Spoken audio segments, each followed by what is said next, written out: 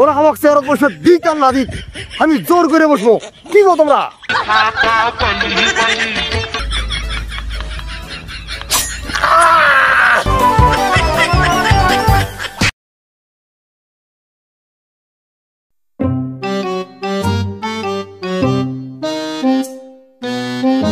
কি ঝাড়ু খেলা মরছে? ওর জন্য আমি নির্বাচন ক্ষমা পাইনি। ওই আমার ভোট টোট চুরি করে ও দল ক্ষমতা ছিল, ক্ষমতা দেখাইছে। হ্যাঁ, আমি আসতেছি কাউন্সিলে। খাও। কি হয়েছে নেতা, এত খুশি খুশি কে? খুঁজি খুঁজি থাকলো না মানে? আগের বার তো আমি বণিক সমিতির সভাপতি হওয়া পাইনি, সব ভোট চুরি করছে। চল আমার সাথে, এবার দেখ আমি কেমনে হই। চলো।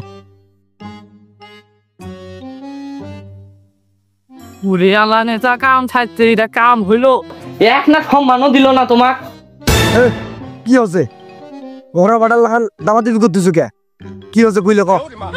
আমরা যে কয়দিন আগে কাউন্সিলের যে আবেদনটা করে আমি যে লিডে তোমাক বানবা ইয়ারত বাপ্পা, ওটা তো আবেদনটা নেয়নি উল্টা খসে আগামী 5 বছরে কোনো ধরনের কেউ ওটি বসে লয়, যা দেখবি কাউন্সিলে দেখবি। কি এত বড় সাহস? আমার আবেদন রিজেক্ট করছে? যাই আমরা সব ডাক দে, আন্দোলন করবো। পান বিড়ি যা লাগে সিঙ্গারা পেয়েছি আমি নেবো। চলো।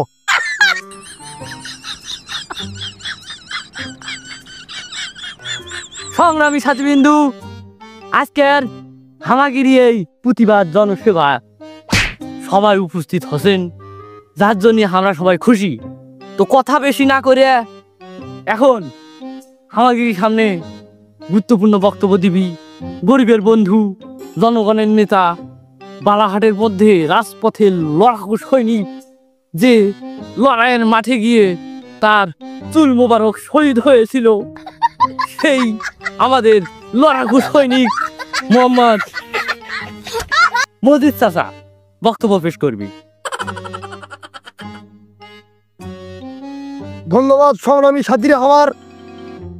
আপনারা আমার এক ডাকুতে এই মাঠের কানায় কানায় পূর্ণ হয়ে গেছেন, এতে আমি খুব খুশি। খুঁটি পায় কানা খানাইলো, তিন দেওয়ানো দেখছি। আচ্ছা